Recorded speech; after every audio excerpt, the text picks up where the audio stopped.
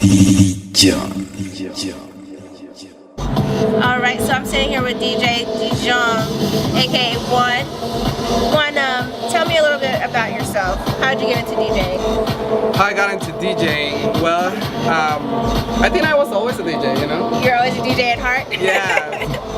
Since I was maybe a kid, I wasn't like in elementary school, I was like always, when we were dropping a party, I was always dropping like the hot beats. The hot beats. I will be always bringing the stereo, and I got the stereo and the music with the cassettes back then though. Right. Yeah. So what gave you that initial push to make this into a career or profession? What gave me that initial push, you know? It was actually here in Colorado Springs. Okay. Back in 2004. I went with one of my friends to this club. It was called Background, I guess. It doesn't exist anymore though, but there was a DJ there, and we went there just because the club was like new. It was just like a bar, it wasn't like a club. Right. But there was a DJ, and I asked the owner if, I mean, what was the DJing about or stuff. Right. He was like, no, he's the bartender. I'm like, really? He's like, yeah, he's just playing with it. You want to be my DJ? I'm like, I don't know anything about DJing, you know? And he was like, you have CDs? I'm like, yeah, I have like a lot of music. Like, you can be my DJ if you want. So that's what gave you the start? Yeah, because I played there, and then, I mean, I just couldn't stop. Right. So opportunity is key. It's not what you know, it's who you know. Exactly. So what other countries have you performed in? I played all over Mexico. All over Mexico. I played in Zacatecas, I played in Mexico City twice as part of the VJ contest, because I'm also a VJ. Right. That was 2 years ago, I believe.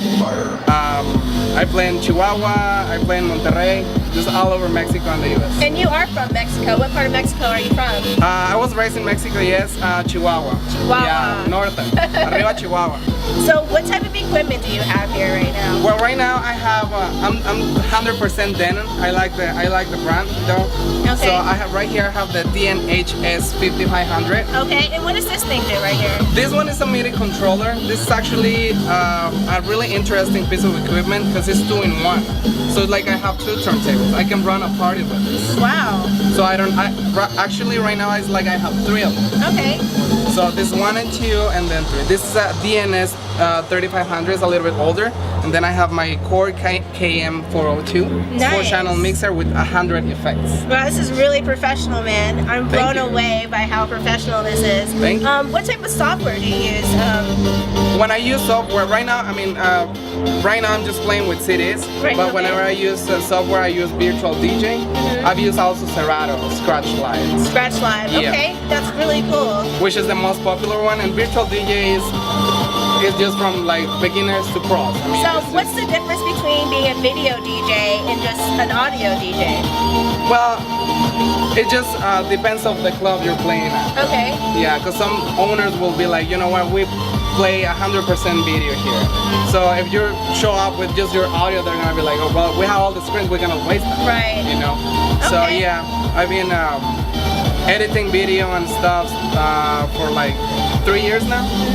Yeah, so whenever, you know, it depends on the place. Okay. Yeah. So whenever you're not DJing, how do you like to chill out? Whenever I'm not DJing, you know, just relax a little bit. So for this thing, for producing, you have to be really like clear on your mind. Okay. So the idea is find your sheet. Meditate a little bit maybe sometimes. Right, right. You know, that kind of stuff. Yeah. Just with the family, I guess. Okay. Yeah. So, playing at a club, what's the funniest thing that's ever happened? To I'm me? sure there has to be... Or something that I saw. Both. Both. Let's start off with you. What's the funniest thing that you've done in your set? Oh my god, well the very first time I played for a crowd of 2,000 people. Wow. I was shaking. I can imagine. I was like, what is this? And then you see all the people down there like, should I press play or what should I do? Run off the stage. Yeah, the equipment was a mess.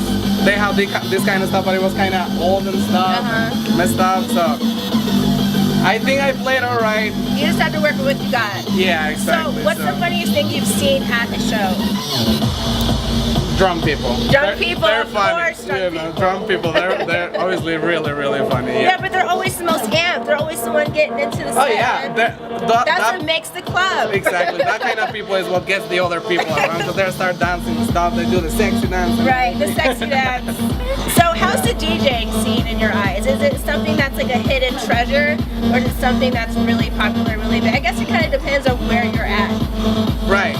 Like the electro scene right now is really, I mean, it's huge. It's growing up like crazy. At least, for example, in Mexico, for the last 4 years, I mean, it's triple the size. Triple the size. It is just crazy. Obviously, everything comes from Europe, and here in the US, it's growing like crazy too. More electro house. Right. So is electric and dubstep the same in the same category, or is it kind of more? You can call it electro though. Electric. Like, everybody calls everything electro. Right. And these days, like, and please, people, it's not techno, okay? The techno was like in the 90s. This is house music. House music. And house music, and then all the subgenres. Electro house, tribal house, pop house. It's just all over the place. Dubstep is a new genre that was really strong last year. It's kind of coming down, and we're including some dubstep in our sets when you play a little bit of electro, just to get all over the place. Right now, like the big DJs though, we're playing like a little bit of everything on the set, because it's just a huge scene. I mean, it's a lot of genres that you will hear on the radio. So, a dubstep song that you like, and then an electro song that you like. And then I like it so much. I create, you know, a Pandora station just specifically for it. You know what I mean? Exactly. Just gets you in the mood. Exactly. So pretty much it's all over. You know, it's at least one track, at least one drop of dubstep, trap, you know, that kind of stuff right now. Okay. Yeah, it's just a little bit of everything. So what's the best event you've ever played at? The best event I've ever played at. What's your just the most proud moment that you're like, I made it? You know? Oh my God, when the people is like asking you for one more song at the end of the night. One of the best moments is up there in the rooftop, when the people is just asking you for one more track. Anchor, you get chills. You know? That happened to me a couple of times up there, so it's just amazing. So what advice would you give to up and coming DJs? Someone watching you right now is being inspired to become a DJ. What's the best advice you can give to them? You know, work hard. Work hard, play hard. Work hard, play hard.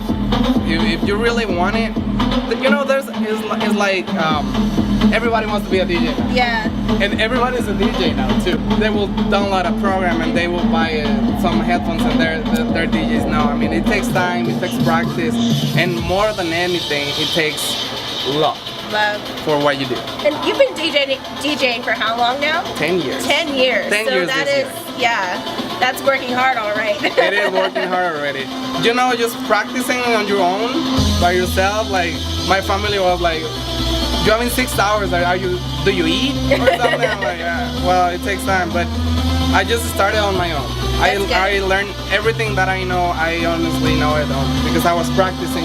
I bought this thing, I didn't even know all the functions that I got and anything, and then I bought the rest because I liked it. Right. You know, but it was a piece of professional equipment. This was the first thing. This is like my baby. So how much does all this equipment cost? This was like $800. I think this was like an $800 two-piece.